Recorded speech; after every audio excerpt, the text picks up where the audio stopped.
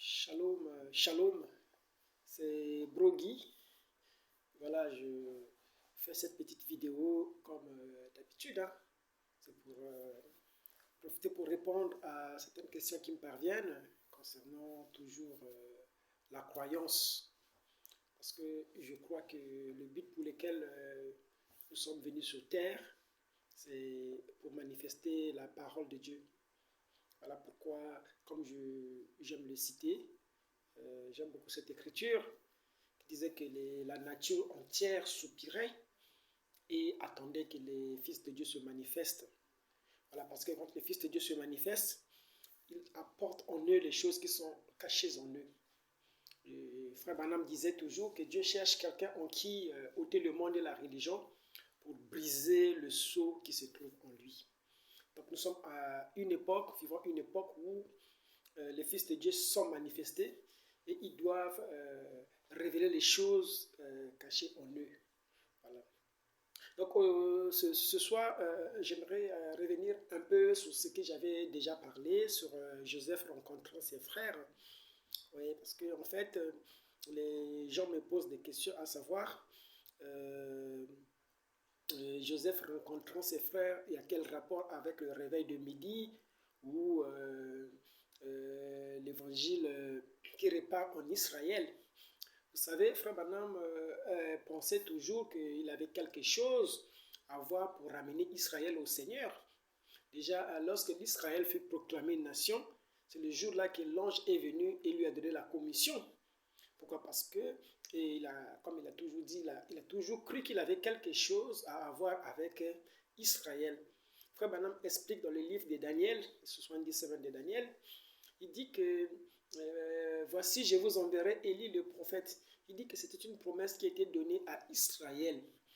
Voyez-vous, c'est vrai que Élie de Malachie 4 devrait venir dans le 7e âge de l'Église, mais la promesse de Malachie 4 était donnée déjà pour commencer à Israël. Voyez-vous, donc Frère Branham à son vivant, il avait quelque chose à avoir pour ramener Israël au Seigneur.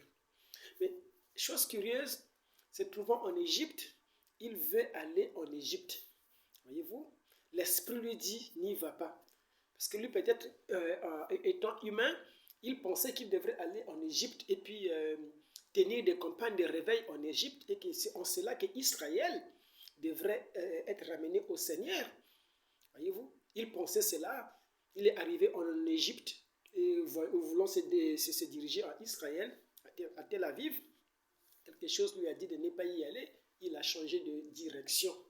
Mais alors, lui qui croyait qu'il avait quelque chose à ramener, quelque chose à faire pour ramener Israël au Seigneur, pourquoi lorsqu'il veut aller en Égypte, l'Esprit lui dit de ne pas y aller? Déjà dans le Branham Tabernacle, cette femme qui a donné la prophétie dit que l'esprit d'Élie, de Moïse, est en œuvre dans ce tabernacle. Voyez-vous, Branham dit que cela s'est accompli de façon parfaite. Donc dans le Branham Tabernacle, il y avait l'esprit d'Élie et de Moïse. Or, l'esprit d'Élie et de Moïse, ce sont les deux oliviers qui étaient destinés pour Israël. Donc, voyez-vous que cela avait toujours, quand il dit que j'ai quelque chose à voir pour ramener l'Israël au Seigneur, il est sur la bonne voie. Pourquoi? Parce que, déjà dans le Branham Tabernacle, il dit que l'esprit d'Élie et l'esprit d'Élie et de Moïse, ils sont en œuvre dans ces tabernacles. Voyez-vous? Il dit que cela s'est accompli de façon parfaite. Pourquoi Moïse? Parce que Moïse, c'est quelqu'un qui est collé à la loi. Voyez-vous? Moïse, c'est le législateur des enfants d'Israël. Et pourquoi Élie? Parce que Élie, c'est l'esprit d'Élie, c'est l'esprit de la puissance, l'esprit des défis, des miracles. Voyez-vous? Donc, ces deux esprits-là devraient accompagner le réveil d'Israël. Quand on parle des deux oliviers, il ne s'agit pas de deux individus. Parce que dans le Branham Tabernacle, on a vu l'esprit d'Élie et de Moïse en œuvre dans le Branham Tabernacle. Il ne s'agissait pas des individus. Parce que le livre d'Apocalypse, c'est un livre, c'est un livre de symboles, non? Tout ce qui est dans l'Apocalypse, c'est des symboles, voyez-vous. On ne peut pas traduire l'Apocalypse de façon littérale. Cela ne colle pas, voyez-vous. Il faut une interprétation prophétique pour révéler ces symboles ou ces paraboles qui sont dans le livre d'Apocalypse. Donc, il s'agit de l'esprit d'Élie et de Moïse, voyez-vous. Donc, il s'agit d'un réveil qui va toucher Israël, voyez-vous. Donc, lorsque Frère Branham veut aller à Tel Aviv, croyant qu'il s'agissait de l'Israël politique qui se trouve en Palestine, voyez-vous, l'Esprit lui dit non, ce n'est pas là, parce que ça allait contredire les Écritures. Pourquoi? Parce que les Écritures disent qu'au temps de la fin, voyez-vous, mes adorateurs, voyez-vous, m'apporteront des offrandes au-delà des fleuves de Couche. Voyez-vous, donc les adorateurs étaient dispersés. Voyez-vous, donc il ne s'agissait pas d'Israël.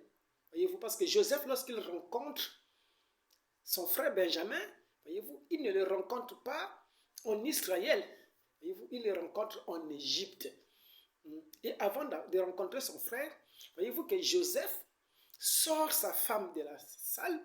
Voyez, lorsque sa femme rentre à la maison, c'est là où il dit à Benjamin, son frère, que je suis Joseph. Il se révèle à ses frères que je suis Joseph que vous avez vendu. Voyez-vous, mais il était habillé, voyez-vous, en égyptien. Voyez-vous. Donc, au temps de la fin, voyez-vous, il y a l'esprit d'Élie et de Moïse. Voyez-vous. Et c'est ça, ces deux oliviers-là qui vont pour le réveil d'Israël. Alors, qu'est-ce que fait Moïse? Moïse, c'est le législateur. C'est-à-dire que Moïse prêche la loi. Parce que la loi est prêchée en Israël. Voyez-vous, le protocole. Parce que l'Israël, lui, il ne croit qu'à ses prophètes. Frère Branham dit dans la prédication, les 70 semaines de Daniel, il explique comment Israël naîtra en un jour. Il dit qu'Israël naîtra en un jour à travers les rabbins. Pourquoi? Parce qu'Israël ne croit qu'à ses prophètes. Si un homme des nations, il dit que si un homme des nations partait en Israël pour témoigner, prêcher l'évangile, les Juifs ne croiront pas. Pourquoi? Parce que les Juifs, ils sont collés à leur rabbin. Il dit qu'une nation naîtra en un jour. Il explique comment la nation devrait naître en un jour. Puisque lorsque ces rabbins-là, ayant saisi la vision, commenceront à expliquer, voyez-vous, vu que les Juifs, les Israélites, ils ont la foi dans leur rabbin, ils diront, oh, vu que c'est le rabbin qui a dit, cela est vrai. Voyez-vous, c'est comme ça que tout un peuple, toute une nation naîtra en un jour. Frère Branham dit qu'ils naîtront en un jour à travers les rabbins. Voyez-vous? Donc le réveil d'Israël se trouve entre les mains des rabbins. Mais ceux-là, ils sont animés par deux témoins. L'esprit d'Élie et l'esprit de Moïse. Or, Moïse, c'est lui qui ramène les préceptes. Voyez-vous? Parce qu'Israël est dans une alliance avec Dieu. Voyez-vous? Dieu a donné ses préceptes à Israël. Et à travers de ces préceptes-là, dépend la prospérité d'Israël, dépend la sécurité d'Israël. Tout ce qui est Israël, c'est autour de ces préceptes-là. Et une fois qu'Israël s'écarte, parce que lorsque Dieu donne la commission à Josué, il dit à Josué, médite la loi, car c'est en cela que tu trouveras le succès. Voyez-vous? Il dit que les préceptes de l'Éternel, si tu ne te cartes pas de cela, c'est là où tu as le succès. Or, Israël est rentré dans cette condition, dans sa condition d'esclavagisme. Pourquoi? Parce que Israël s'était éloigné des préceptes de l'Éternel. Donc, il faut l'esprit d'Élie et de Moïse pour ramener Israël. L'esprit de Moïse se manifeste dans le réveil en rappelant les préceptes qui avaient été communiqués au peuple de Dieu. Donc, pour rétablir, voyez-vous. Et Élie, c'est celui qui rétablit, non, l'autel.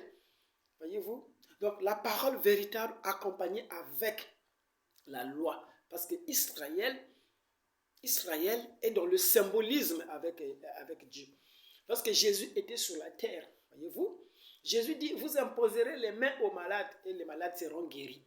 Pourquoi? Parce que l'évangile donné en Israël se manifeste sous la forme symbolique. Dieu traite avec Israël en fonction, comme je l'ai dit la dernière fois, en fonction du symbole. Voyez-vous? Parce que la foi des Juifs se repose sur les miracles. Et depuis que Dieu a commencé à former le peuple d'Israël, il les a sortis par la puissance et Israël se base sur cela. Voyez-vous? Pour Israël, lorsque Dieu se manifeste, c'est quand il voit les miracles. Quand il n'y a pas de miracle, voyez-vous, les Juifs ne peuvent pas croire. Quand il n'y a pas de symbole, ils ne peuvent pas croire. Voilà pourquoi Jésus lui-même il était surpris. Lorsque le centurion romain lui dit, prononce la parole. Jésus dit, je n'ai pas encore vu une telle foi en Israël. Voyez-vous? Donc, la foi telle que les gens expliquent la foi aujourd'hui dans les églises, cela appartient à Japheth. Voyez-vous? C'est Japheth qui croit aveuglément. Parce que lui, il a dit, heureux celui qui croit sans avoir vu. Mais remarquez que Thomas, qui était israélite, voyez-vous, il ne pouvait pas croire à la révélation sans pourtant voir. Voilà pourquoi Dieu, sachant, parce que Thomas n'était pas un homme des nations. Et vous, les hommes des nations n'ont pas vocation à voir. Et ils doivent croire sans voir. Mais remarquez que pour Thomas, parce qu'il était dans le déni, dans le doute, et Jésus est apparu devant Thomas, il dit, Thomas, mets ton doigt, touche. Comme ça, tu as vu et tu as cru. Voyez-vous? Donc, en ce temps de ce réveil de midi, il s'agit de 2 oliviers. Voyez-vous? Ce sont eux qui canalisent l'inspiration. Je dis l'onction est canalisée par 2 témoins. Ces témoins-là, c'est la voix de Moïse, le protocole de Moïse, qui sont les préceptes. Parce que Moïse enseigne la loi. Voyez-vous? Et il y a Élie. Élie, c'est celui qui recadre, qui restaure le trône, qui restaure l'autel de l'Éternel. Voyez-vous? Une parole sans compromis. Voyez-vous? Donc, le réveil des midi, il s'agit de la parole, voyez-vous? Mais la parole qui est accompagnée des prodiges. Voilà pourquoi la Bible dit qu'ils auront le pouvoir de fermer les cieux afin qu'il n'ait plus de pluie. C'est ça le réveil des midis. Il s'agit de 2 oliviers. Et c'était l'esprit qui était commencé déjà à se mouvoir à travers. Voyez-vous? La dernière fois, j'ai parlé de l'ouverture du 7e sceau. Voyez-vous? Parce que Frère Branham dit que de la même manière que les gens des nations, ils ont, de la même manière que les Israélites ont amené le message aux gens des nations, il dit que les gens des nations aussi ramèneront les messages à Israël. Donc les gens des nations passeront le témoin à Israël. Or, souvenez-vous que Israël ne croit qu'à ses prophètes. Voyez-vous? Mais comment les gens des nations allaient ramener le message à Israël alors que Israël, sa foi est basée dans les rabbins, dans ses prophètes à eux? Voyez-vous? C'est ça le mystère aujourd'hui. Comment est-ce que l'Israël a amené le message aux Juifs? Plutôt Israël a amené le message aux gens des nations. Il s'est passé un mystère. Voyez-vous? Le mystère, c'était quoi? C'était Paul. Paul était un mystère. Pourquoi? Parce que Paul avait la double nationalité. Il était israélite, mais avec la nationalité grecque. Voyez-vous?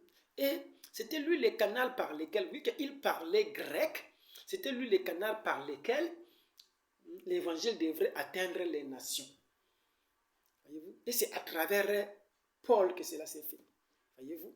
Donc, Paul a ramené le message aux gens des nations et au temps de la fin, les gens des nations aussi devraient ramener le message à Israël. Mais comment cela s'est fait? Cela s'est fait à travers la transition. C'est-à-dire que dans le message des nations, voyez-vous, il y a eu des pôles. C'est-à-dire que les gens qui avaient la double nationalité, pensent que les aigles, ils comprennent. Donc ceux-là ont reçu le message des gens des nations et vu qu'ils étaient des rabbins, voyez-vous, Israël ne croit qu'à ces rabbins.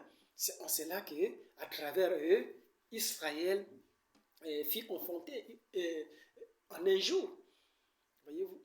Donc, il s'agit de la montagne, donc le capuchon est ôté.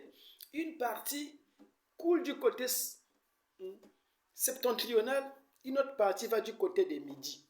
Voyez-vous? Donc, le message que Israël, les gens des nations ramènent à Israël, il s'agit, voyez-vous, du 7e sceau. Honneur à la ville.